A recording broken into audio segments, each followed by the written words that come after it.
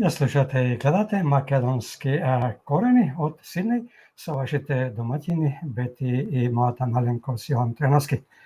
Почитувани, наредниве минути ги одвојуваме за разговор со нашиот и ваш гостин, а ваш денешен гостин е господинот Ристо Никовски, аналитичар, колумнист и поранешен амбасадор на македонската дипломатија, кого го покануваме во овие моменти да ни се приклучи со Бети овде, да ни прави друштво.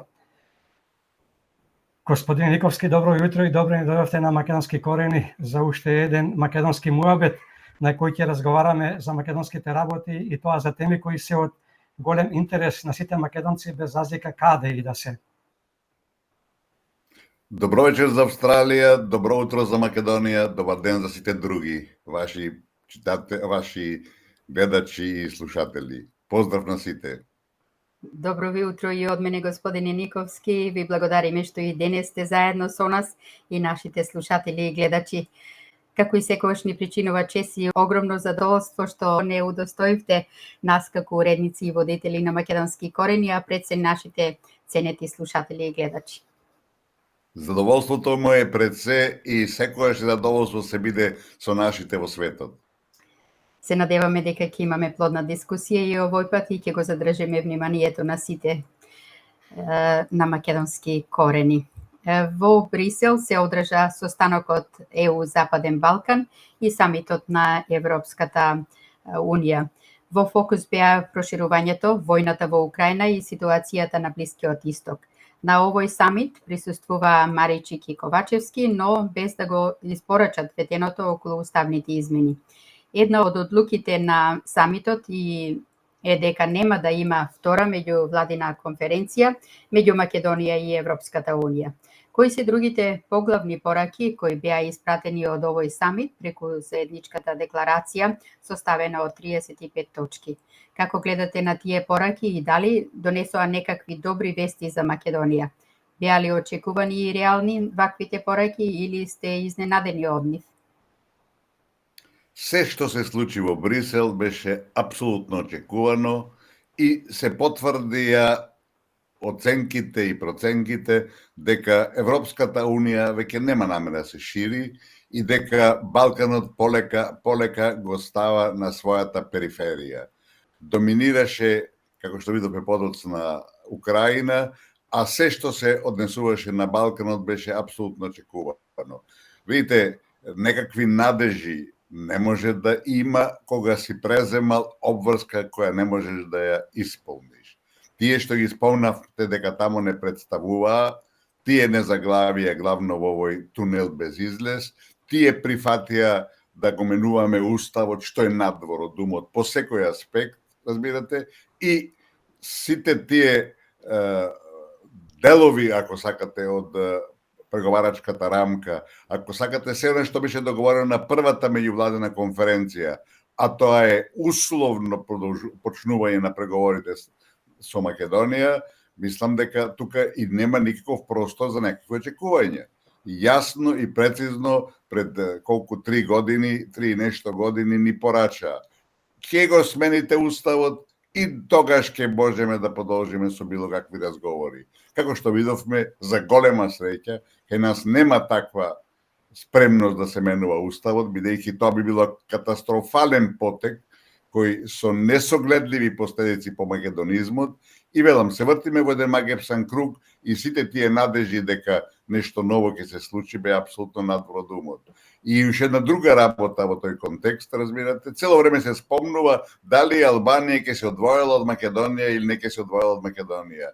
Па неверојатно дури да тие што го тоа верглаат не разбираат дека минатиот пат пред 3 нешто години беше јасно кажано дека Албанија ги почнува преговорите, а Македонија не ги почнува, односно почнува процедура за нивно отварање, која да се надеваме дека додека е уставот како пречка и услов и ултиматум, дека до такво нешто нема да дојде.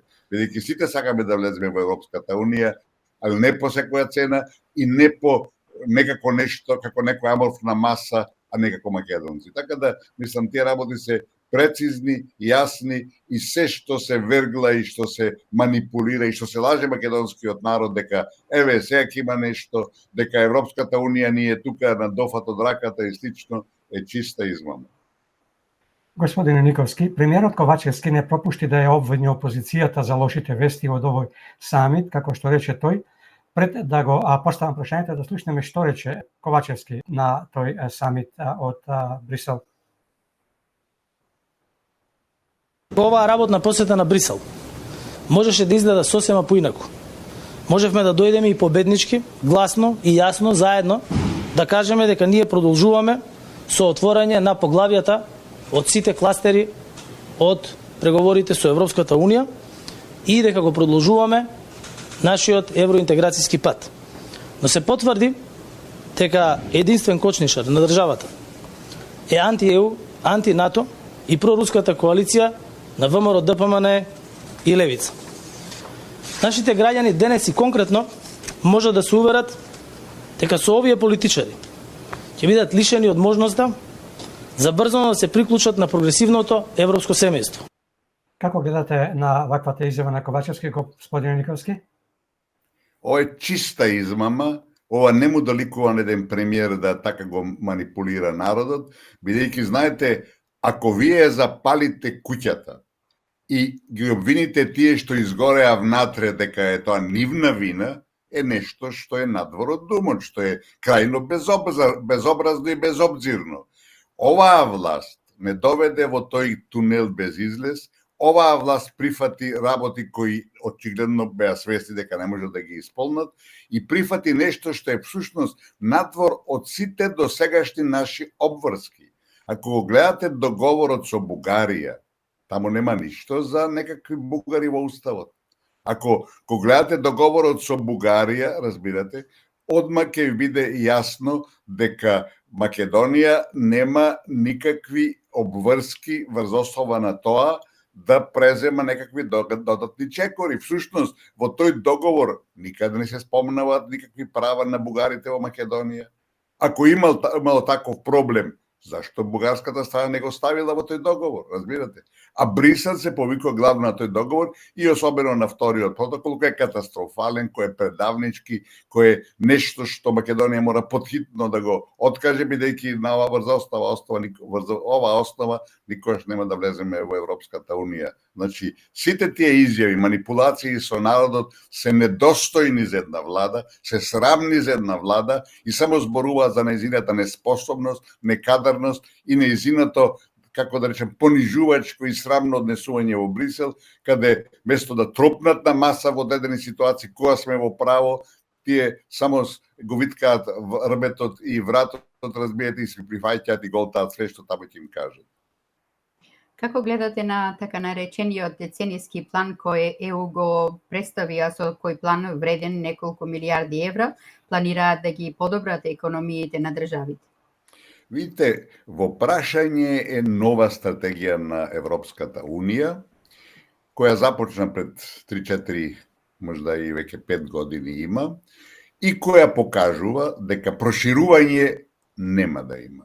Станите 10 години никакво, после 10, 15, 20 години може би, али и тоа многу тешко, и знаете дека е така доказ е прво се тоа што ни наметна францускиот председател Макрон. Да подсетиме дека тој прво инсистираше и направи нова преговарачка рамка, која ако подлабински анализирате, нема да дозволи никој, нити од сегашните нови кандидати, односно преговарачи Украина и Молдавија, ниту од Балканот ќе стане член. Дека е така, значи тој направи второ, да речам, поместување кога рече Европската Унија прво мора да се реформира, а потоа се проширува. Тоа кога ќе се реформира и како, тоа може да биде и вечно, разберете, никогаш да не се реформира. И третата негова поента, ако сакате, и третата пречка или забрана, ако сакате на некој начин, за проширување на Унијата е така наречената Европска политичка заедница, која веќе почна да функционира. Знаете, тоа е де факто политичкиот дел на Европската Унија, кој го одвоија за нас кандидатите од членството. А другиот дел на новата политика на Европската Унија ја дефинираше нивната премиерка фон дер Лајен или председателка на Европската комисија, која пред исто така 3-4 колку години веќе кажа: има 4 столбови за кандидатите. Таа тогаш мислеше од Балкан, меѓутоа тоа ќе важи веројатно и за сите други. А тоа се: првиот е отварање на европскиот земјички пазар, значи отварање за економската соработка со кандидатите.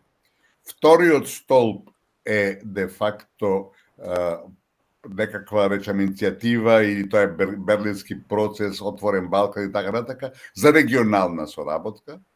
Третиот столб се реформите во земите кандидати, кои сега добива се повеќе и повеќе на значење. И четвртиот столб е ова што вие го рековте, тоа е некакво пошироко отварање на фондовите на Унијата. И само да се вратиме назад на таа нова преговарачка рамка, едно од клучните прашања, критериуми кои не може да се исполнат уште долги години, е така наречениот економски развој.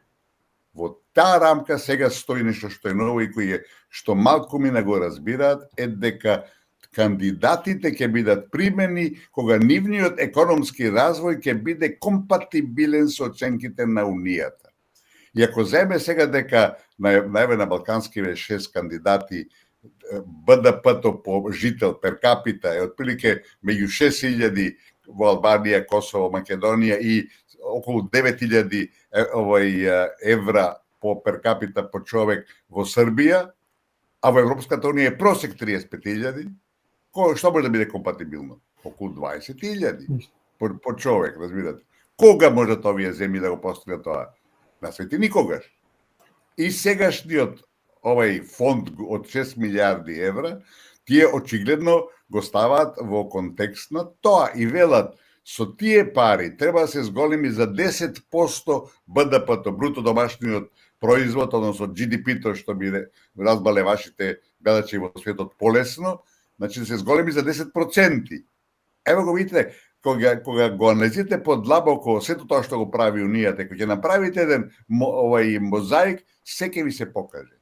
Значи, тие 4 столба на фон дер Лајен де факто се реализираат во пракса, а велам, тоа на крајот од денот значи дека проширување на свети никогаш, бидејќи Европската Унија не е спремна да доне такво нешто, покрај другото, затоа што околу 62% од германците и 67% од французите се против проширување. Или она најновата анкета која овие денови беше објавена, дека 25% од европејците сакаат да примат Македонија. Кој политичар ќе го направи тоа кога, а 26 или 27% се против? Кој ќе проширува Европската Унија кога неговите гласачи се против такво нешто? Така велам, Македонија треба да биде свесна дека од Унијата членство уште долго нема да има ништо, дека овие нови, да речам, можности кои се пружаат треба максимално да ги искористи, и она суштинското е дека мора да се прават реформи. Знаете, реформите се наш интерес и Македонија треба нив да ги прави ради сопствените граѓани. А Европската Унија, разбирате, нив ги гледа како пречка, односно како свој аргумент да не оди на проширување. Во целиот тој галиматијас, се што се случуваше во Брисел е само на нова потврда на тие веќе покажани, докажани политики на Унијата, кои некој кај нас во држава ги вергла, ги злоупотребува и како овај наш премиер го лаже народот. Знаете, ако вие превземете обврска, го доведете народот во тунел и после некој друг ви е виновен, тоа е чиста манипулација, лага, измама, а точно тоа го прави сегашната власт во однос на опозицијата и на еден неверојатно, да речам, нечесен начин ја обвинува за антиевропејство, за, не знам, национализам и така натака и така. Ништо тоа не е точно. Во Македонија, речиси, нема политичка партија која е против Европската Унија. Тоа е цивилизацијско достигнување и Македонија треба да работи на таа линија, да биде што побрзо членка, али мора да се соочи со реалните факти кои еве пред малку ги елабориравме на еден подетален начин. Вашето мислење и она што многу често го говорите ни е доста познато околу прашањето за тоа дали и кога Македонија ќе постане дел од Европската Унија, но сепак денес би сакале да го провериме. Како гледате, да не случайно си имате предомислено, како гледате на изјавата од страната на лидерите на ЕУ и Западниот Балкан дека во моментот кога ќе се направат уставните измени, тогаш Македонија ќе може да ги започне преговорите и да ги отвори првите кластери? Какви се вашите очекувања? Ќе постане ли Македонија дел од ЕУ до 2030-та? Видите, тоа теоретска шанса нема. Од сите оние аспекти кои пред малку ги спомнавме, прво дека Европската Унија ќе се реформира. Знаете што значи тоа?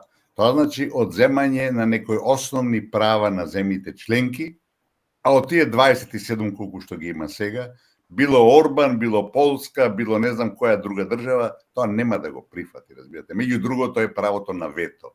Правото на вето е нешто свето за сите земји и никој од тоа нема да биде спремен да го прифати. Како што имавме со така наречениот Европски устав или Лисабонски устав, кој не успеа.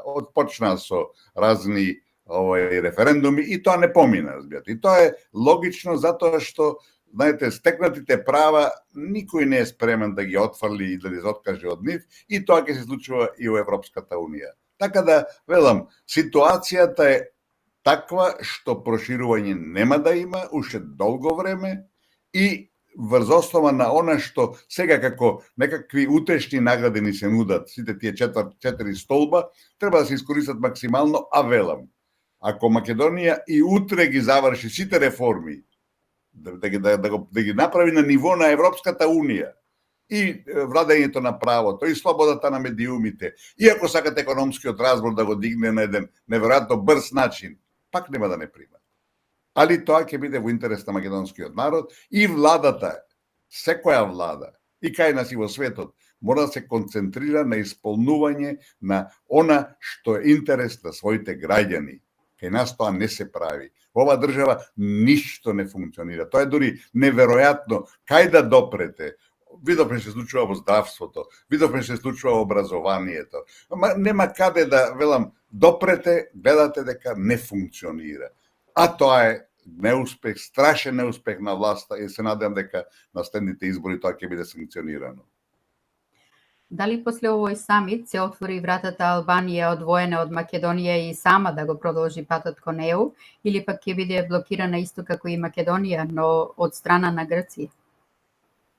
Видите, како што пред малку рековме, Албанија е одвоена од Македонија уште пред година и пол кога ги почна преговорите, а кога ние нашите беа затвочени како процедура, поточно беше така одредено да имаме втора меѓувладена конференција после уставните промени. Албанија е веќе одвоена и нема ништо со Македонија. Меѓутоа нов момент е сега позицијата на Грција која блокира Албанија, така да можеме ќе бидеме во иста кошница, али од други причини.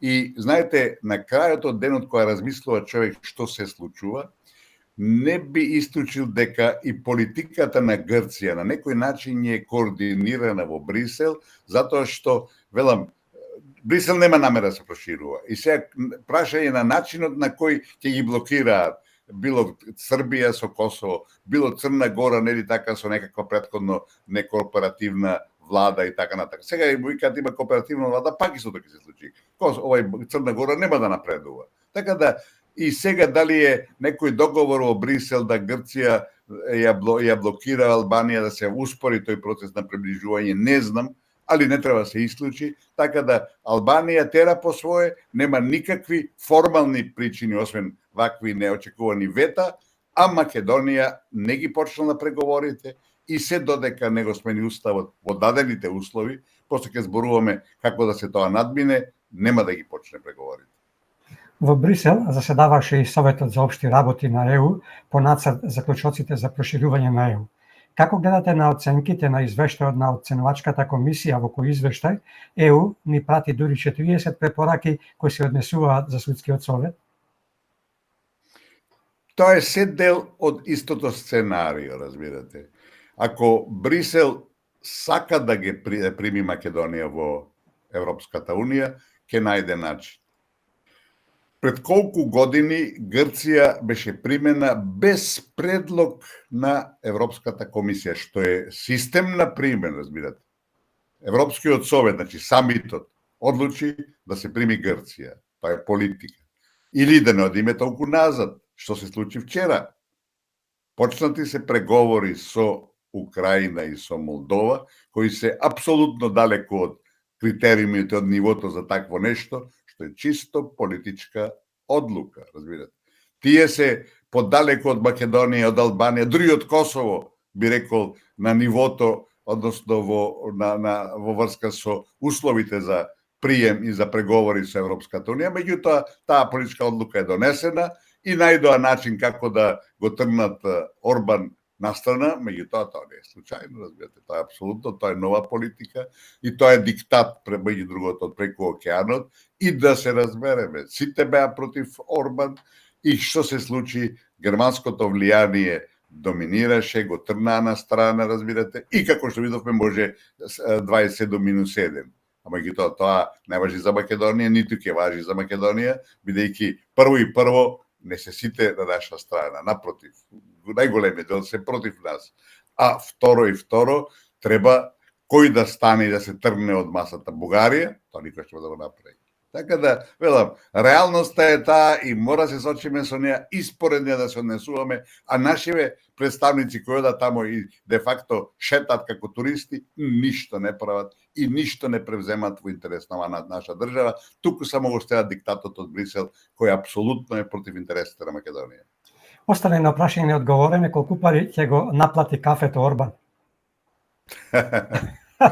Видите, тоа покажува дека кога се сака, се може. Дури во работи кои се невозможни, затоа што Орбан беше стриктно подготвен да не го дозволи, да ги дозволи преговорите со Украина и со Молдавија, а ги дозволи. Он го ја спречи помошта од 50 на милиарди, што уствари е многу поважно за Украина во моментов отколку самите преговори кои ништо не значат. Од кога преговара Турција? Од 2005 година. Кога ќе стане Турција членка на Унијата? Никогаш, разбирате.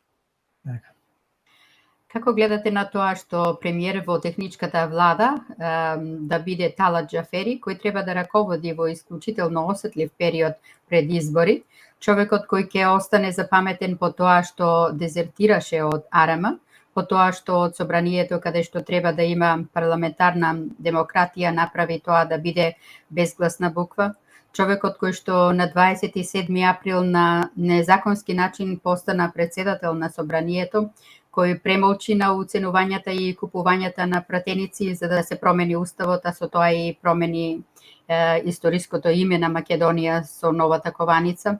Зарем тој човек треба да ја има оваа осетлива функција премиер во техничка влада? Ова е нов срам за Македонија, каде се покажува дека дуи владее со државата, дека прават што сакаат, дека СДСМ е еден помал коалицијски партнер кој слуша што му диктираат, разбирате? И да знаете, предлогот кој 5 година дена го даде опозицијата се прекине таа техничка влада, пржинска влада, разбирате, е апсолутно и во интерес на владеачката СДСМ, разбирате. Меѓутоа, значи, тие треба пред изборите да дадат своји министерски места на опозицијата и слично, го одбија. Зашто го одбија? Затоа што прифатија нешто што е апсолутно исто така манипулација да 100 дена пред изборите Албанец биде начело на владата, со други зборови, значи за време на таа техничка влада и нема избор како да го избегна тоа, зашто ако нема техничка влада, нема ни Албанец за 100 дена премиер. Во поинакви услови, тогаш ќе мора да се распушти владата, да се така почнат нови компликации и така натака и веројатно до Албанец премиер не беше да дојде. Така да во оваа држава се случуваат многу работи кои не ни служат на чест и кои покажуваат дека некои сили кои не се реални, кои не се објективни, кои ако сакате во крајна линија не се интерес на македонскиот народ, се случуваат, а македонците си молчат. И сега ќе имаме ситуација да премиерот ќе биде Албанец, првиот вице-премиер кој ќе биде исто така Албанец, а тоа го нема ниту во уставот, разбирате, нити во законите да има таква функција. И велам, мнозинството сега, не знам тачно колку се албански министри, мнозинството рече или барем пата состојбата со министри албанци и македонци и човек се праша, па кој е мнозинство во оваа држава? Дали во оваа држава владее демократија која значи владење на мнозинството? Не е, разбирате. Така да се е наопаку свртено, ништо не функционира и затоа избориве кои следуваат, за кои ќе зборуваме малце подетално подоцна, се клучни и одлучувачки за ова наша македонска држава. Или ќе ги прениме, или ќе направиме радикални промени на сегашните политики и тенденции, или ќе продолжиме да пропаѓаме со тоа што на македонизмот не му се пишува ништо добро и де факто привршува со своето функционирање, бидејќи целта на западните фактори е бришење на македонците, затварање на македонското прашање, иако ние не реагираме и се правиме на отсутни и на недоветни, тоа ќе ни се случи во многу блиска иднина. Од СДСМ пред некој ден изјавија дека предлогот Џафери да биде технички премиер е предлог на сите политички партии кои учествуваат во парламентарното мнозинство. Имајќи го во предвид законот за влада, во кој се вели дека 100 дена пред одржувањето на избор за пратеници ќе се избере нова влада за спроведување на изборите, предводена од нов претседател на влада, кој го предлага најголемата политичка партија која што го формира парламентарното мнозинство, ова одредба не се исполни бидејќи ДУИ веќе го номинира Талат Џафери уште пред да се задаваат органите на СДСМ, кој што се случи дури во понеделникот, што значи неколку дена откако ДУИ веќе го номинираше Џафери. Господин Никовски, како гледате на сето ова, иако многу пати вечер вас спомнавте, деме спомнавте дека се е напако во Македонија? За жал е така, разбирате, и ова е само нов доказ кој владее со државата. Значи, ДУИ не чека никакви формалности, си тера по свое, а овие другите само кlimаат со глава. Знаете, има сега доста шпекулација околу тоа дали е тоа соодветно на уставот и така натака, согласно законот за влада. Меѓутоа, тамо може да има и поинакви тумачења, меѓутоа според уставот, знаете, коалицијата која има мнозинство го одредува премиерот и факт е дека моментално овие кои се на власти, кои уништуваат држава, го имаат мнозинството во парламентот, така да тука формално правно само покажува кој владее со држава, а други мислам технички или законски пречки мислам дека нема. Откако ДУИ го предложи Талат Џафери да биде технички премиер, со реакција, обвинувања и незадоволство се јавија од ВМРО ДПМН, при тоа најавувајќи можност за неучество во таа техничка влада, но не поради тоа што тој припаѓа на албанската заедница, туку поради тоа што доаѓа од ДУИ партија, која во изминатиот период, како што рековме, ја тресат секојдневни скандали. Дали према вас ВМРО ДПМН треба да учествува во таквата техничка влада и каков легитимитет ќе има таа техничка влада без представници на ВМРО ДПМН? Се разбира доколку останат на ставот дека нема да бидат дел од таа техничка влада. Иако учеството на опозицијата во техничката влада е пропишано со закон. Може ли да функционира таа и таква техничка влада без учество на опозицијата и како тоа ќе се одрази врз партијата, но пред се врз гласачкото тело? Видите, на некој начин опозицијата ВМРО ДПМН се најде во тесно со своите до сега јавно прокламирани политики и ставови дека нема да соработува со ДУИ, дека се тие криминалци, тендеруши и така натака, што е во голема мера точно. И сега доаѓа до оваа ситуација кога треба да на некој начин да соработува со нив во една привремена влада. Така да, велам, не им е лесно, треба да се прегризе малце јазикот, меѓутоа во нивни интереси е да бидат дел од таа техничка влада, бидејќи се работи за избори, бидејќи нема држава и нема избори во светот кои не биле на еден и друг начин злоупотребени, а оваа власт која е свесна дека шансите да ги добие изборите се минимални или никакви и дека се што правеа до сега има многу што е дел од криминалното милие и дека за тоа ќе мора да се одговара и не само за финансиски криминал, туку и за добар дел и политички криминал, за договорите што ги подпиша надвор од умот, разбирате. Вие со Грција преговарате за нашиот устав, со Бугарија преговарате за работи кои се надвор од умот, разбирате. Така да се тоа криминали, политички било финансиски, за кои ќе мора да се одговара. И во таков контекст, тие може да замислите дека ќе направат се, ако е можно да или ги добијат изборите, или барем ја минимизираат победата на противникот и за да му го отежнат формирането на некаква влада. Така да, од тој аспект, мислам дека ВМРО-то треба да прифати и да влезе во власта, али истовремено, разбирате, и ако откаже, ако не прифати, таа влада ќе функционира. Знаете, таа е направена, договорена повторно надвор од уставот, нелегално во Пржино и така, и тамо нема клаузула дека ако опозицијата одбие дека таа влада нема да функционира, нема да постои. Таа влада, разбирате, нема да има пречки да функционира, само ќе биде, велам, со многу поголеми овластувања и со многу поголеми можности за манипулации. Така да во дилема е опозицијата и јас, ако мене ме прашате, мислам дека треба да прифати, да замижи за привремениот период од 100 дена да биде во соработка со ДУИ и да се обиде да го максимира резултатот на изборите преку спречување на било какви пошироки манипулации. Дали со преземањето на функцијата технички премиер од страна на член од врвот на ДУИ, макар и за 100 дена, се комплетира целосната дуизација на Македонија? Апсолутно. Тоа ќе го објасниме помалку или повеќе. Видите, сегашнава македонска партија, владеачка партија, покажа дека не е кадарна да ја води државата, покажа дека нема никаква стратегија за сопствениот народ, разбирате, и покажа дека за да остане на власт нема нешто што не може да жртвува. За нив нема ништо свето од македонизмот, нема ништо што им паднало на памет, макар дека чекајте, тоа не се допира, тоа не се жртвува. Све се спремни да дадат и веќе дадоа.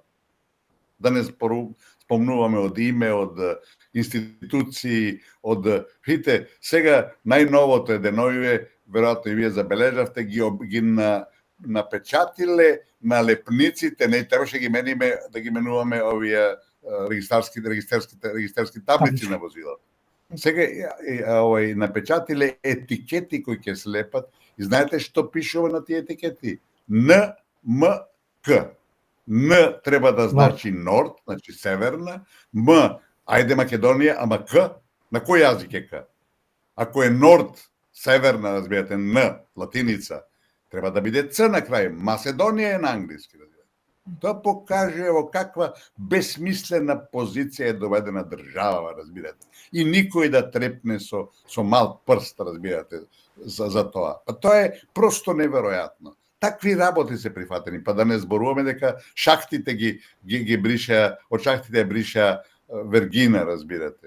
Да не зборуваме дека ги променивме сите национални институции. Нема веќе Македонски народен театар, национален, БИА, не е Македонска информативна агенција, национална Чива, на Свети Петар, разбирате? Така да, сето тоа што се прави е катастрофа и затоа овај период пред нас ќе биде драматичен и ако нашиот народ не го свати тоа и не реагира на следниот начин, па друго, подобро не сме ни заслужиле. Сега е веќе потврдено дека председателското место на собранието во техничката влада ќе биде пополнето со Јован Митревски, сегашниот координатор на пратениците од СДСМ. Дали ова е само еден вид на ротација на функциите во однос на СДСМ ДУИ или има друга позадина со која СДСМ сака да покаже дека се грижи за судбината на Македонија, бидејќи имајќи ги во предвид датумите на изборите пред се вториот круг на председателските, можно да има еден вакуум каде што државата ќе остане без председател. И на што се должат ваквите ротации? Технички пример за спикерско место, бидејќи добро паметиме дека договорот помеѓу Заев и Ахмети не беше ваков. Во тој договор се предвидуваше 100 дена албанец премиер без техничка влада и дека ќе се укине пржинската влада преку измени на законот за влади. Видите, во принцип тоа е само нов доказ дека ДУИ прави што сака а СДСМ следи и само голта се што ќе и пружи и што ќе им наметне албанската главна партија. Апсолутно е релевантно кој од СДСМ ќе биде привремен председател на собранието, иако е тоа втора функција во државата, затоа што потезот со тргање на Џафери го направи Дуи. Ја стави СДСМ пред свршен чин. Така да нов доказ дека тие следат и постапуваат како некој друг им диктира. Тоа е срамно за оваа држава и за македонскиот народ, меѓутоа тоа е реалност. Така да, велам, сите тие кадровски промени кои следуваат наметнати од страна на Дуи, се само нов доказ за улогата за де факто срамната улога која македонската владеачка партија има во државата.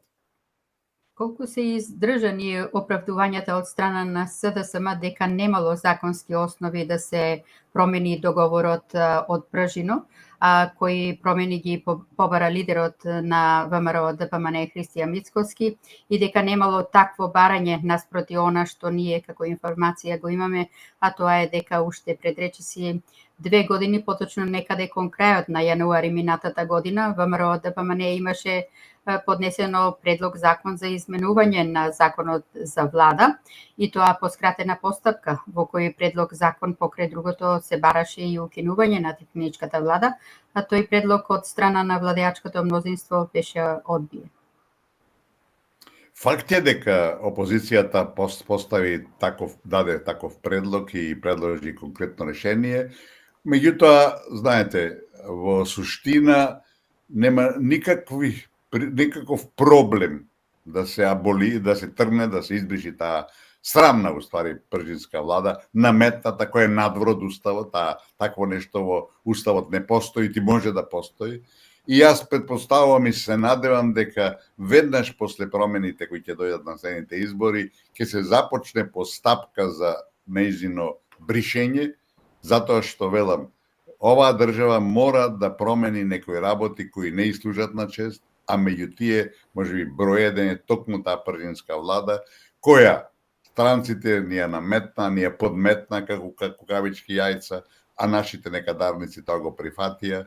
И ево, сега само се вртиме во некој магепсан круг со решение кои се надвор од уставот, со решение кои не доликуваат на суверена држава, и крајно време е да се дојде да дојде на власт некоја одговорна гарнитура која сите тие работи ќе ги промени, ќе ги стави работите на свое место и македонската држава ќе биде нешто нормално, а не нешто ненормално со решенија и форми кои апсолутно се нерелевантни во другите држави во светот. На 28 јануари спикерот Талат Џафери треба да ги распише председателските и парламентарните избори, со што му престанува функцијата председател на собранието, а ќе ја замени со функцијата технички премиер. Како ќе ја прокоментирате изјавата на Бујар Османи дека Талат Џафери како премиер ќе биде дел од етничкото уривање, а следната цел на Дуи и на лидерот Ахмети ќе била председател на државата да биде албанец. При тоа, додавајќи дека визијата на Ахмети била мандат по мандат, поглавје по поглавје, дел по дел, го сочинувал неговиот мозаик состојба на еднакви заедници. Докаде ќе одат со нивните етнички поделби? Нели мотото им беше едно општество за сите? Тоа е точно едно општество за сите, ама со разни решенија кои баш се сосема спротивни на тоа мото, разбирате. Видите, вие зборувате за некаква визија на Али Ахмети. Не е тоа визија. Се што замисли Али Ахмети се направи, разбирате. И мора да се симне капа.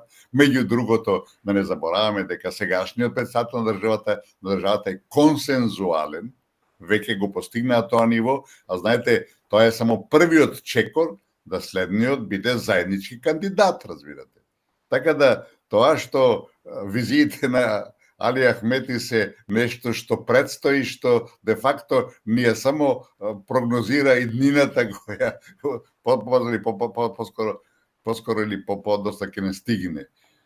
Албанците во Македонија имаат јасни визии, мислам на голем дел од нивните лидери.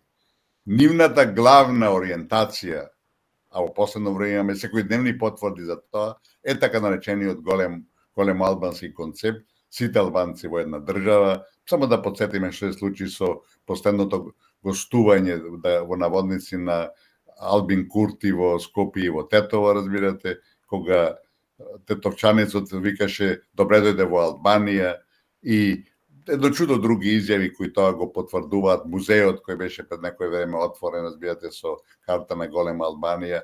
И знаете, тоа не треба да изненадува. Ние, како држава, македонска држава, се наоѓаме на врвот од нејзиното уништување. Кога веќе Грција успеа да ни го тргне, да ни го поништи идентитетот, све освен формално, кога Бугарија прави се и успева да ни го избрише јазикот, ние брише историјата, значи нема македонци, разбирате, па логично е дека албанците нема да седат мирно и ќе го бараат свој дел од колачот, разбирате. За среќа, Србија се однесува на цивилизиран начин и покрај тоа што на времето во 1944 година прифатија ревизија на Букурешкиот договор и дозволија кон тоа заслуга на комунистите и српски и македонски пред се, иако во Македонија против фашизмот се бореа и сите патриоти, чорбаџи и така натака, беше извршена ревизија делумна на Букурешкиот договор. Србија се откаже од своето наследство или од својата добивка или од својот ќар од тој договор, разбирате? И сега неодамна ја прифатија нашата црква, што беше единиот дут во нивните раце, така да фала му на Господ што во Србија има еден модерен лидер, тоа е Вучич, кој не калкулира на некои историски синдроми и некои тесни и да речем неприфатливи, нецивилизацијски калкулации во однос на Македонија, а албанците тоа на максимален начин го користат и велам, што се случува, соработуваат максимално околу пописот во Албанија, кога бугарите правеа што сакаат за да ги нели така преориентираат, превоспитаат, ако сакате, македонците таму. Така да албанците во целина, и од сега имаме една изјава на некој идиот од Косово, од пратеник, дека нема македонски јазик, нема македонско ништо, разбирате. Се тоа изрази на една агресија современа, модерна, која е дел од сето тоа што ни го прават Грција и Бугарија, така да Македонија се наоѓа на едно распаќе, на една раскрсница и тоа тешка, и ако не се направат радикални промени после следните избори, велам, ако продолжат овие тенденции, да знаете, македонизмот и македонците ќе бидат избришени за многу, многу кусо време. Како ќе ја прокоментирате изјавата на Исмет Рамадани дека ако ВМРО ДПМН одбие, односно го бойкотира учеството во техничката влада, во тој случај уште повеќе излегувало вистинското што преовладувало во ВМРО ДПМН и дека антиалбанството го манифестира и на ваков начин ќе заслужува сигматизација дека е националистичка партија со албанофобија. Каде го гледа овој господин сето ова, но и други како него? Гледате ли вие некакво антиалбанско и албанофобија во ВМРО ДПМН? Тоа е апсолутно нетачно. Во ВМРО ДПМН нема никакво антиалбанство. Знаете, не само кај нив, во Македонија во целина нема такви осеќања, такви чувства, разбирате. Напротив, се што ни прават албанците во последниве години, таа нивна голема албанска, да речем, политика и позадина, де факто ги револтираат македонците и создаваат едно чувство и на несигурност, и на неизвестност, разбирате. И сека е подсадена друга работа. Додека беше на власт претходната гарнитура со начело со Никола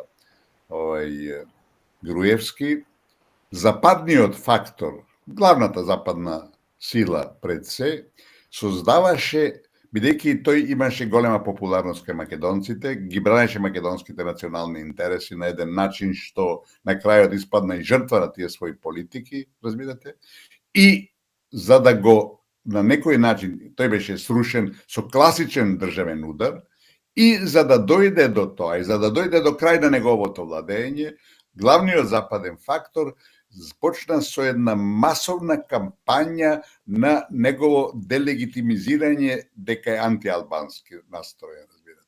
И тоа беше на еден масовен начин, кај нас тие работи малку се анализираат и малку беше кој свесен за таквите политики, меѓутоа тоа се случуваше и тоа остави последици, разбирате. И сега повторно се игра на таа карта, затоа што политиките кои ги најавува, не е доволно прецизен ни опозицијскиот фактор во држава, што ќе прави ако победи на изборите, разбирате, нема јасна концепција се уште и од тоа зависи што ќе биде со државата, разбирате, сакаат да го намалат, да го стеснат маневарскиот простор на тој начин и да обезбедат или да овозможат, да оневозможат поточно некаква коалиција со албанските партии.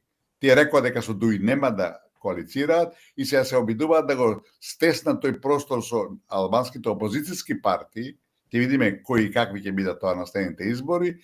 Сведам, со единствена цел да се спречи опозицијата да дојде на власт или ако дојде на власт, да биде со такво малцинство или со такви услови, разбирате, предуслови поставени од евентуалните албански партнери, кои ќе им ги врзат рацете. Така да велам, овој период кој е пред нас е драматичен, клучен за развојот на оваа држава и поготово за опстанокот на македонизмот, кој од секој аспект загрозен и велам, тоа е сценарио кој е започнато веднаш по распадот на Југославија и кој се рефлектираше преку непризнавање на државата, преку суспензија нелегална на уставното историско име, преку привремената спогодба, преку 2001 година, преку сите настани, нивици, договорот такво, се тоа дел од едно исто сценарио чија главна, единствена и завршна цел е да се затвори македонското прашање. Рамадани во една прилика изјави: го поминавме морето, се давиме во реката, обвинувајќи го ВМРО ДПМН за гласањето против уставни измени. Како ќе ја прокоментирате ваквата негова изјава, која е поврзана со уставните измени, а за кој ВМРО ДПМН цврсто стои на ставот дека под уцени ниту сега, ниту било кога нема да прифати уставни измени?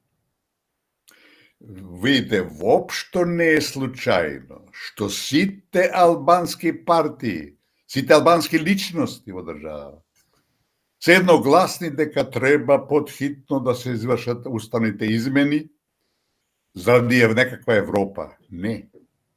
Основната нивна цел преку тие уставни измени, кои треба де факто да внесат тројански бугарски конј во нашиот устав, кој ќе ја руши државата од внатре. Бугарија, ево веќе, веднаш, уствари после нивици, после подпишување на договорот за непријателство од 2017 година, немаше одеднаш таква експлозија на нивни политики. Тоа се случи после нивици, која сватија дека Македонија е спремна све да жртвува, разбирате, и пораста нивните апетити. Значи, тие сега одат на еден бескрупулозен начин на бричење на македонизмот и на македонците и тоа е дел од таа, велам, сеопшта психоза и атмосфера која на еден бескрупулозен начин се реализира. Велам, албанците гледаат шанса, идеална шанса, ако сакате. Чим нема македонци, чива е држава нивна, разбирате. Во меѓувреме ќе се иде на бугаризација на македонците и тој процес е започнат почна со клубовите разни фашистички и така натака и се продолжува со промената на уставот за тој тројански конј, а велам, главен добитник ќе бидат албанците, бидејќи бришењето на македонците ќе отвори широк портите за дефинитивно етаблирање на голема Албанија. И затоа сите албанци се единствени и во тоа гледат своја идеална шанса и не размислуваат тие дека македонците, дали сме били и комши и соработуваме, сме живеле заедно, ги жртвуваат. И сите изјави на Османи одат во таа насока, разбирате. А треба да ги праша некој, ако некој вели дека Косово е Србија, како ќе реагирате вие? Ќе скокнат, разбирате. А тоа што кај нас треба се менува уставот и да се бугаризираат македонците и одговара. Али велам, на крајот од денот виновни сме самите, кои молчиме, голтаме, се правиме недоветни, се правиме отсутни и сега нормално сите тука заинтересирани, било грци, било бугари, било албанци, се обидуваат да добијат што поголем дел од колачот. Ако не го спречиме тоа, ако на следните избори не се освестиме, тој процес ќе продолжи и велам, крајот ни е многу, многу близко како на македонци. Жално е што нашиот македонски народ својот неприкосновен глас, кој е многу и текако потребен во ова време, почна да го продаваат за едно пенкало, за едно кило масло и за неколку денари или 1000 денари во годината повеќе пензија. Страшно е. Тоа е страшно, тоа е невидено, али велам, тоа е реалноста со која живееме и затоа периодов кој доаѓа, изборите кои доаѓаат, треба да секој нормален македонец, разбирате, не мора да биде ни интелигентен, ни паметен, ни бистер, ни способен, ни образован, ништо. Нормален македонец, а тоа се огромното мнозинство, мора да биде свесен дека следните избори ќе бидат де факто ќе бидат да се биде или не. Ќе продолжиме или ќе се загубиме. Така да велам, драматичен период, неверојатно големи изненадувања ќе има од разни аспекти. Странскиот фактор ќе направи максимум да спречи пропаѓањето на македонизмот, односно ќе направи све да го уништи македонизмот и затоа наша задача е да се освестиме и да не губиме време, да не се караме меѓу себе, таа наша поделеност не биде главен фактор кој ќе ни ги врзе рацете, напротив. Кога се работи за оние најстратешки фундаментални интереси на македонскиот народ, а тие ќе бидат на маса во периодот кој е пред нас, мораме да бидеме единствени. Ние не се плашиме многу од странскиот фактор покрај тоа што ќе делува, меѓутоа ако народ застане, странскиот фактор не може ништо. Најповеќе се плашиме од оние лидери на политички партии кои што се свесни дека не може да направат ништо и понатака продолжуваат да го лажат македонскиот народ дека ќе направат. Тука е најголемата опасност према нас. Апсолутно се сложувам со тоа и знаете, двете македонски партии, јас сум го рекол тоа, па ќе го повторам, дека повеќе го мразат противникот од колку што е сака државата, за двете тоа важи, и тоа ги врзува рацете, и додека двете македонски главни партии, сите други се привезоци, разбирате, немаат по никакво де факто поголемо значење и влијание, мораат да најдат минимум на заеднички именител во однос на она што е фундаментален, историски, стратегиски и траен интерес на македонскиот народ. Таква шанса, за жал, не гледам, али велам, новата власт која ќе преземе позицијата после следните избори, ќе мора да работи на тоа и голема е штета што и до сега на тоа не се работеше малце посериозно, макар и под жито, разбирате, не мора во јавноста да се направат контакти, средби, дискусии, да се дојде до некој заеднички именител, велам, во интерес за опстанок на македонскиот народ, да се разбереме, до тамо сме дојдени, што опстанокот наш е доведен и тоа сериозно во прашање. Кога сме на оваа тема околу изборите, вие кон крајот на ноември имавте една колумна поврзана со парламентарните избори и од она што можевме да го извлечеме од колумната, но и од досегашните ваши гостувања овде на Македонски корени, целата нажеж за излез од ваквата состојба во која што се наоѓа Македонија, ја гледате во ВМРО ДПМН, притоа испраќајќи неколку сугестии како тоа да се направи. Какви се вашите очекувања од престојните парламентарни избори и претседателски избори, но и неколку зборови за она што го пишувате во вашата колумна, како што реков, од крајот на минатиот месец, поточно 28 ноември 2023? Видите, веќе рековме и да повторим, изборите ќе бидат клучни за она што се случува и што ќе ни се случува. Знаете, сегашната позиција на опозицијата, де факто, сегашниот став нивни околу ставните промени е извонреден, одличен, меѓутоа, со тоа не може да се оди до крај. Кој ќе дојдат изборите, а тие да се надеваме ќе победат и да се надеваме дека ќе имаат доволно мнозинство да можат и сами да владеат, со тоа што ќе може да бираат кого ќе земат во коалиција, разбирате. Меѓутоа, клучно е каква програма тие ќе направат, а таа веројатно ќе биде објавена некаде во јануари. Ако со таа програма не одат на радикални промени, а тоа значи пред се откажување на договорот за непријателство со Бугарија и двата протоколи, срамни, капитулантски, предавнички протоколи, особено вториот, кој е апсолутно надвор од умот, Македонија нема да може да излезе од ќорсокакот. Затоа што клучот сега пред нас, нашата судбина на меѓународен план е во преговарачката рамка. Со оваа ваква преговарачка рамка, Македонија никогаш нема да влезе во Европската унија. Тоа го тврдам со најголема одговорност. Да се репреговара со Европската унија околу тоа, де факто не е реално, тие никогаш нема да прифатат. Меѓутоа, со откажување на договорот за непријателство со Бугарија и двата протокола, а вториот протокол е де факто основата на преговарачката рамка, таа автоматски паѓа во вода. Значи ќе мора, сакала или неќела Европската унија, да подготви нова преговарачка рамка. Со тој потек автоматски де факто отпаѓа и потребата, односно обврската, ултиматумот да го менуваме уставот. Значи, ние го расчистуваме теренот и отвараме пат за потполно нова македонска надворешно политичка траекторија. Воспротивно, ако тоа не го направи опозицијата и ако продолжи да не прифаќа промена на уставот, државата ќе биде оставена на цедило, ќе биде оставена во ќорсокак, разбирате. Затоа што причината за нашава сегашна катастрофа, разбирате, за нашиот сегашно дереđек во тунел без излез, што е преговарачката рамка и договорите и протоколите со Бугарија. Ако нив таа причина не ја тргнеш, ти мора да се соочиш со последиците. Последицата е промена на уставот и ставање на тројански бугарски коњ во него и уништување на државата однатре. Значи, или едното, или другото. Ако има поплава, разбирате, и ако ти не ставаш вреки да ја спречиш поплава да влезе во твојот двор, ако ја пуштиш водата, ти тогаш мораш да земеш пумпа да ја празниш водата, иначе ќе те потопи, ќе се удавиш, разбирате?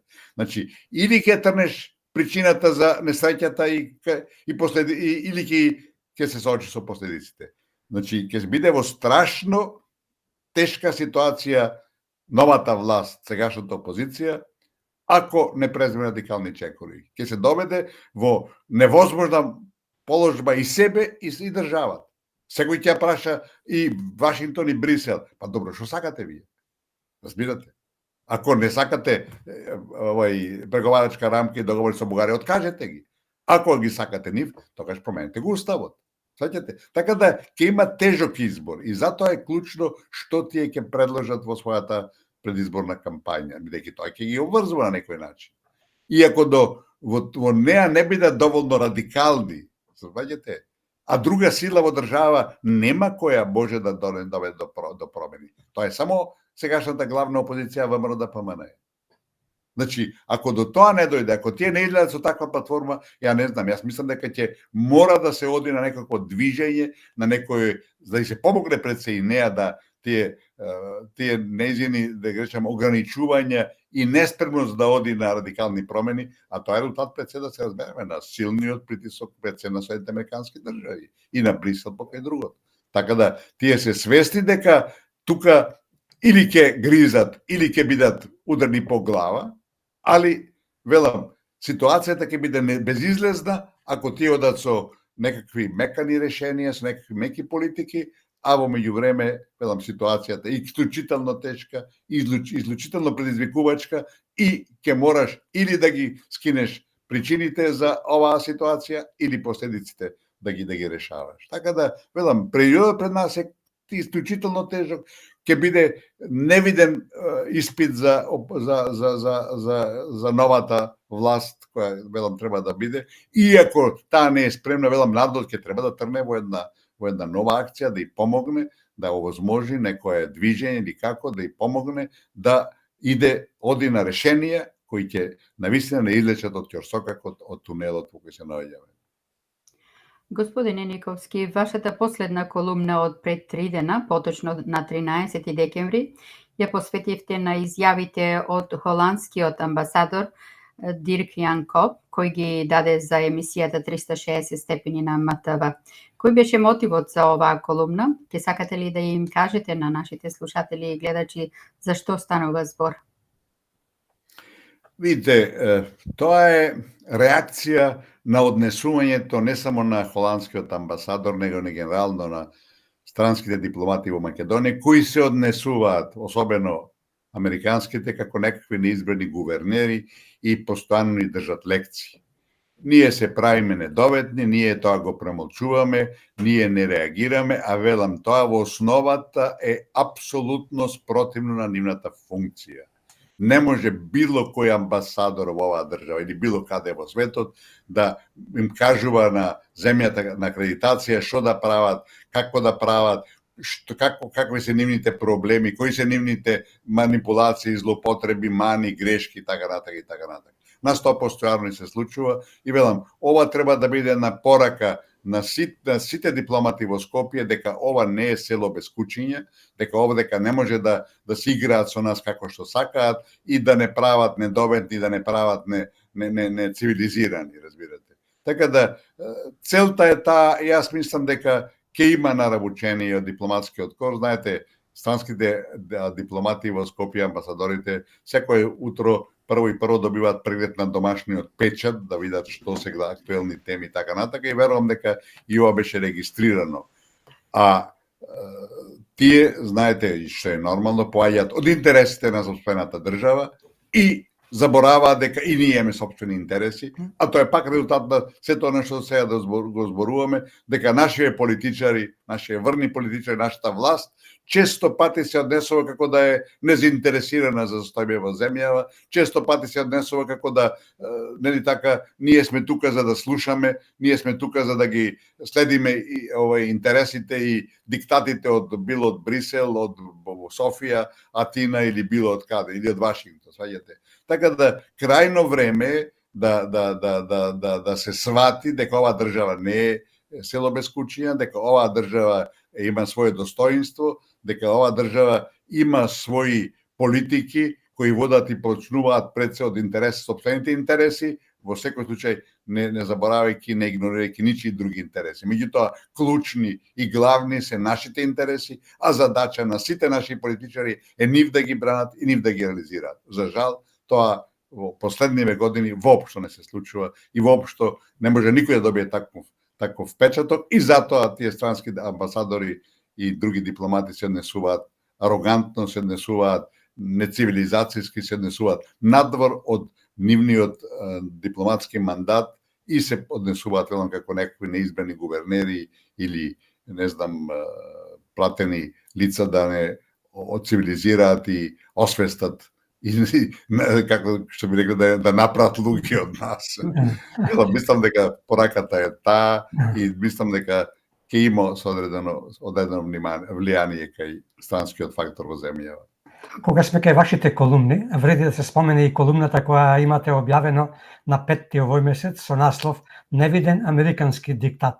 Очигледно изјавата на Джеймс О'Брајен, помошник државен секретар на САД, која ја даде на една национална телевизија, беше причината за насловот на оваа колумна, а во која изјава О'Брајен го кажа следново: "Подобра понуда не може да се очекува, а ако велат имам подобра понуда, но нема сега да ти кажам што е, советуваше да не се залетуваме, бидејќи тоа е личност од која не би купиле автомобил.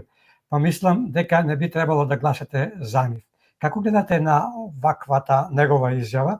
Дали ваквиот недипломатски негов речник е мешање во внатрешните работи на Македонија и дали само ова е причината за насловот на оваа ваша колумна со ваков наслов?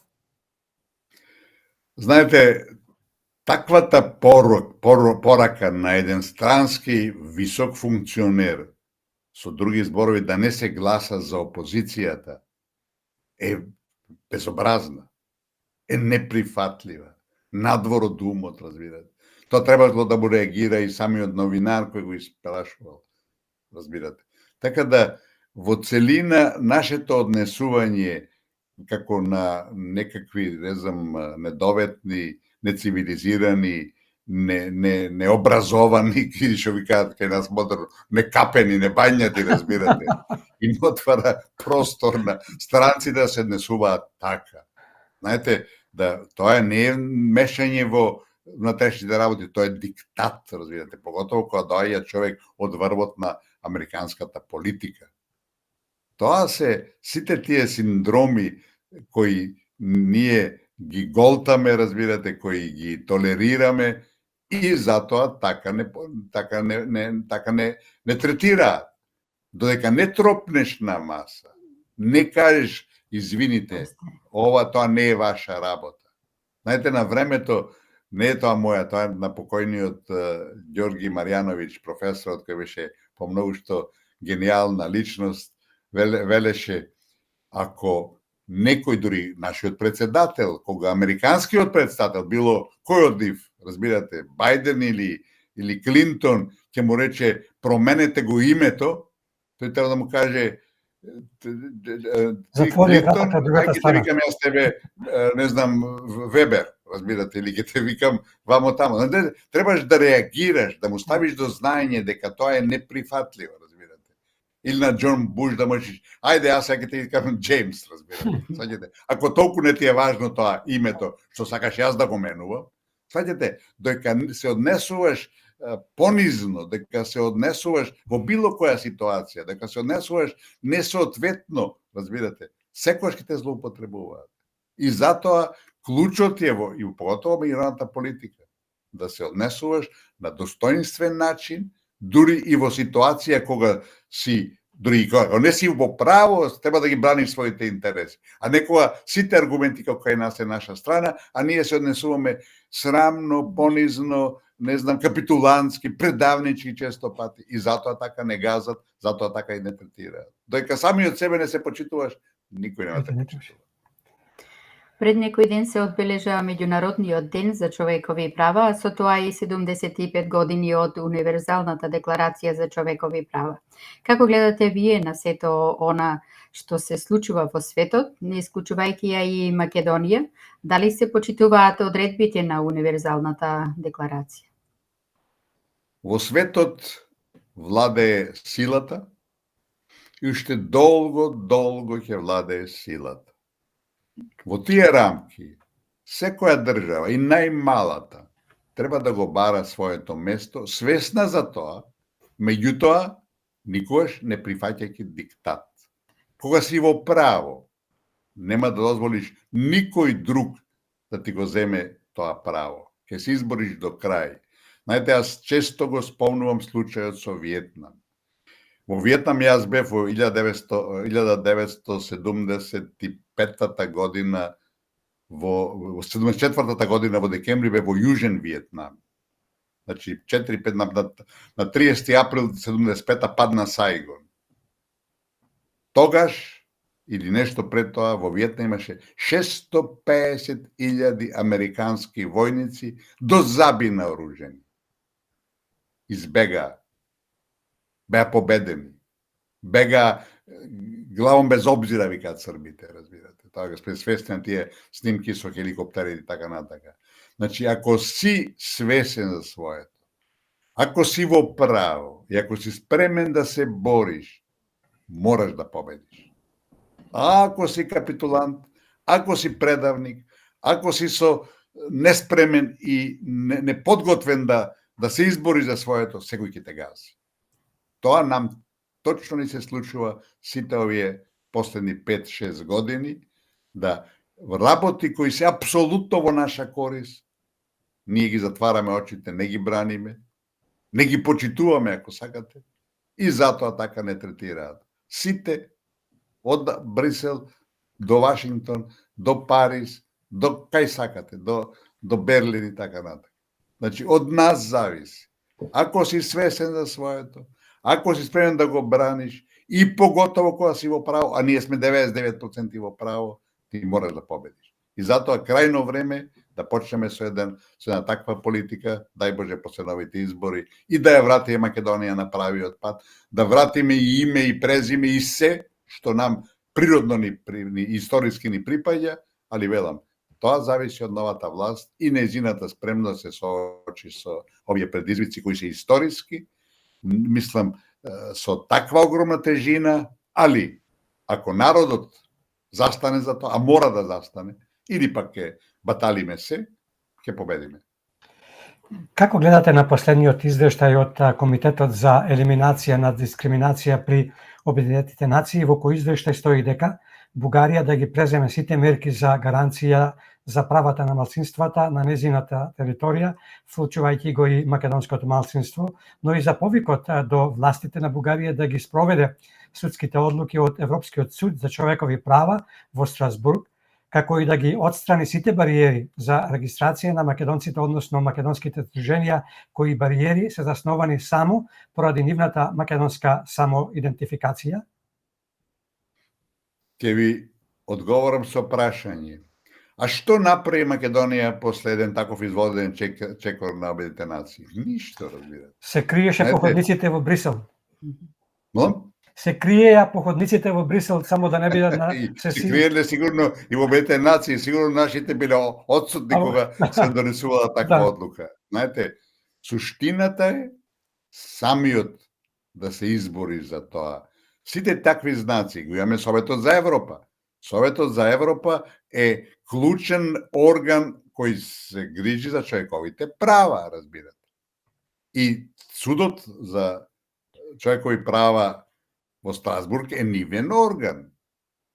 Кога се решава околу Македонија и тие пресуди, нашите бегаат од тие седници на Советот на Европа. Ја не знам што се случило конкретно со нашите во Њу Йорк, али знајќи кој е тамо, наш амбасадор не би се воопшто чудел, не би се изненадел, пак да го тоа бойкотира. Сваќате, тоа се извонредни чекори, затоа повеќе пати нагласив. Сите факти и аргументи се на наша страна. И ако во таква ситуација дозволиш да губиш и да те игнорираат, па тоа значи дека не си некадарен и неспособен, него дека си, ајде да не речам сега идиот, разбирате. Така да, велам, тоа е еден извонреден потек на Обединетите нации, па вие знаете, на времето беше Макдугал, се викаше, мислам, една нивна представничка во Грција, дојде со извонреден извештај за позицијата на македонците во Грција. Што направиме ние? Ништо, разбирате. Така да, ако сам не се бориш, па слушайте, никој нема се бори за тебе. Ако сам не сакаш да си го добиеш оно што ти припаѓа, никој нема ти го даде, никој нема ти падне од небото. Повторно, ова ќе испаде еден вапа, еден крик од пустињата, кој Македонија го игнорира и не превзема соодветна дипломатска акција, да тоа се така вроди со плод, да биде имплементирано на терен и слично. Велам, топката е кај нас во нашиот двор, а ние не ја гледаме. Ова што зборувате, сами треба да си помогнеме, стои дури и во Библијата, бидејќи Господ рекол, поможи си, за да ти помогнам јас. Тоа е клучно и основно правило кое никој не може да го игнорира. Очекувате ли бугарските власти позитивно да одговорат на ваквите барања, господине Никовски? Нема теоретска шанса, разбирате. Тие не се забегани ко некои други, разбирате.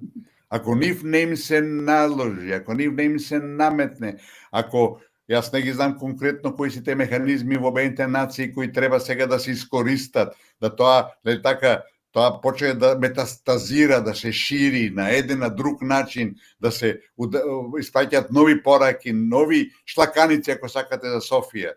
Тој ќе остане мртво слово на хартија.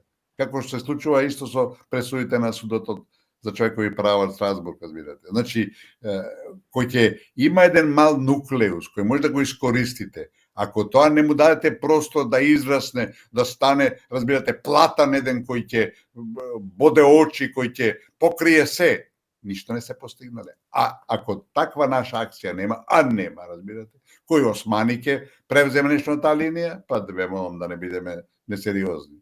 А тој тамо е главен, тој тамо спречува се, и што вели нашиот председател, вели Гоце Делчев е бугарин.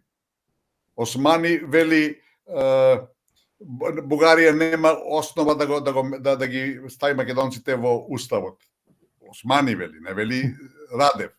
Што вели Ковачевски? Нема шанси да ја промениме преговарачката рамка. Па за кого работат овие луѓе? За кого навиват овие луѓе? Тие се за македонските интереси или против македонските интереси? Нивните изјави да споруваат дека тие работат за тоги интереси. А дали се платени, купени и воопшто не релевантно. Сваѓате, нашите главни луѓе се работат против нашите интереси и дават изјави кои се апсолутно спротивни нашите интереси. И пак луѓе одат и гласат за нив. Да. Па тоа, ако така продолжиме, алот ќе ни биде во калот со право. Да преминеме на случајот со двете грозоморни убиства на Панчо и на 14 годишната Вања, кои се уште се ја брануваат јавноста. Министерот за внатрешни работи Оливер Спасовски во една негова изјава ќе рече што се однесува за двојното грозоморно убиство за МВР, случајот е завршен, алудирајќи на тоа дека со откривањето на осомничените сторители на тие две грозоморни убиства, сега работата е во раците на обвинителството.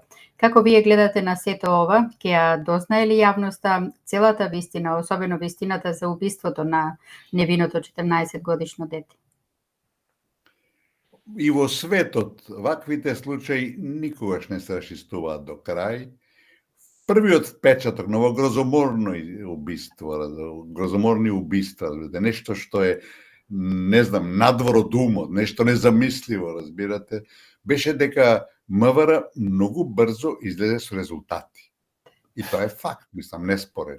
Меѓутоа, последователно излегоа едно чудо детали кои потврдуваат дека истрагата, целата процедура не била на професионално ниво. Тоа и Фила Тома, нашиот познат адвокат од Белград, многу убаво веднаш констатира, клучно беше да се најде возилото, разбира. Јас не го следам тој случај детално, не ги имам сите информации, меѓутоа од она што е јасно, очигледно дека полицијата својата работа не ја заврши на начин на кој мораше да ја заврши. Сега, дали тоа ќе спрече нешто или не, тоа се веќе хипотези на кои не треба да навлегуваме, меѓутоа факт е дека целата процедура беше водена на релативно ниско професионално ниво за кое мора да се сноси одговорност. Ајде уште малку околу самитот ќе се навратиме на Европската унија. Како ќе го прокоментирате давањето зелена светла на Украина и покрај противењето на Орбан, но и неколку зборови за изјавите на САД и ЕУ кои велат дека одлуката за отварање на преговори со Украина е историска и силна порака за Русија. Пред да го слушнеме вашето мислење, да слушнеме дел од неколку изјави. For this summit, we made a huge step in the right direction. And again, we took everyone by surprise because we were able, and we have been able in record time to for this summit, we made a huge step in the right direction. And again, we took everyone by surprise because we were able, and we have been able in record time to make a very powerful decision on enlargement in general, and especially on Ukraine. This is a historic moment, a historic European Council. There as well, the message to Ukraine is we will be there to support you. We need to figure out a few of the details to get there, but we will be there to support, and that's the message we want to give today. Povedете, господин Никовски. Ова е нова политичка одлука на Брисел под директен диктат на Вашингтон. Се што се случува во Украина, де факто не е судир меѓу Русија и Украина, туку е судир меѓу САД и Русија. Украина е колатерална штета. И Брисел очигледно никогаш нема да има заедничка надворешна и безбедносна политика и секогаш ќе биде зависен од Вашингтон. И ова сега точно на дело се покажува. Ниту е Киев, ниту Кишинев е спремен за преговори со Европската унија и далеку се од тоа. далеку се од нивото кој го имаме и ние, и Србија, и Црна Гора. Велам, чиста политичка одлука, која е спротивна во целина на интересите на Европската Унија. Знаете, Европската Унија е еден цивилизацијски дострел на стариот континент. Обединувањето е цел и идеја многу стара. Има дури показатели дека руски политичари, мислители биле носители на таквата идеја на Европа од Владивосток до, не знам, до Лисабон или од, не знам, од Урал до Атлантикот и така натака и така натака. Меѓутоа, таа не може да биде обединета без Русија. Европа ќе биде стабилна, напредна, прогресивна, развојна само со единство со Русија. Конфронтацијата која сега ја, како што реков, ја креираат и ја создаваат тие од преку океанот, е на долгорочна штета на Европа. И овие потези на Украина не и треба Европската Унија осим психолошки, мислам, преговорите. Тие преговори нема никој да завршат. Не им треба помош во конкретниот случај која успеа да ја блокира, како се вика, Орбан. Тоа е поважно за нив, што тамо се гине, луѓе гинат, велам. И она што се случува во Словенија, во Украина е трагедија, светска трагедија. Се руши државата. И знаете, тој Зеленски, кој е чиста кукла во рацете на Западот, на Соединетите американски држави, ја уништува својата земја. Ќе ја потсетам на Милошевиќ. Милошевиќ беше еден голем српски националист. Кога свати дека тие го бомбардираат Белград, потпиша капитулација во Куманово. И ова ситуација сега, која продолжува, не е во корист на Украина и на украинците. Тоа е уништување на државата. И тој не сака да преговара, и тука е Орбан апсолутно во право. Немало војна во светот која почнало, која истовремено не била следена од напори да се најде решение, односно да се дојде до преговори. Ова е едини случај. И почна Украина на почетокот на војната да бара решение, било во Турција, било каде и така натака. Кога другите и да му наредија, ке се бориш до последниот украинец, разбирате, во интерес на Америка, тој го продолжува тоа. Така да, ова само е нов доказ дека војната треба да продолжи, дека Русија треба да се истоштува, а велам, сите показатели се дека минатата година со сите ембарга, со сите санкции, Русија имаше огромен трговски суфицит. Значи, пак се продава нафтата, пак се продава гасот. И што оди тоа? Во која насока? На уништување на Украина. Жалосно е што стават украинците, ради глупавата политика на нивниот председател, разбирате, потикната од други.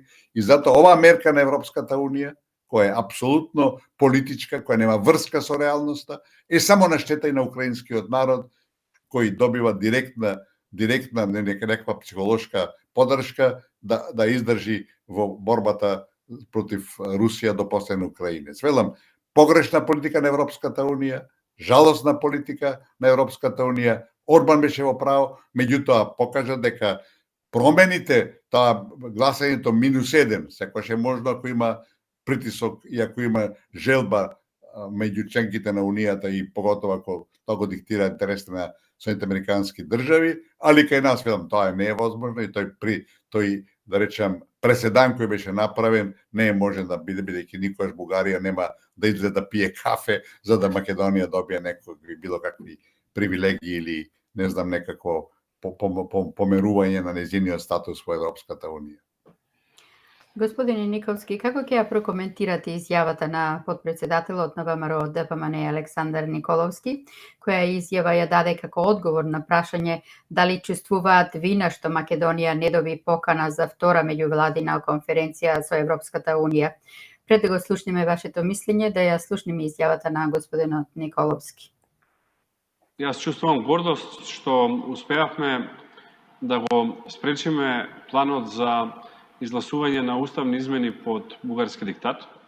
Чувствувам гордост затоа што не прифативме дека македонскиот јазик е дијалект на бугарскиот јазик. Чувствувам гордост затоа што не прифативме дека македонците се дрво без корен и дека немаат своја историја, култура и традиција. И исто така чувствувам гордост што ги извадивме на чисто и на виделина овие бандити на власт, од СДСМ и од ДУИ, од проста причина што јасно е дека основната причина зашто Македонија со години со оваа власт не почнува преговори, не се нити Бугарија, нити уставните измени, туку пред се проблемот со владењето на правото. Всушност, последните 2 дена се најдобар доказ за тоа. Вчера Европската комисија презентираше ни помалку ни повеќе 40 препораки за реформа на правосудниот систем во Македонија. Повторувам, не една, не две, не три, не 4, 40 препораки. Да сум јас на нивно место би ми било срам на улица да излезе. Повелете, господине Никовски. Во принцип, треба се гордеат со досегашниот нивни однос кон промената на Уставот. Тоа веќе на некој начин го објаснивме.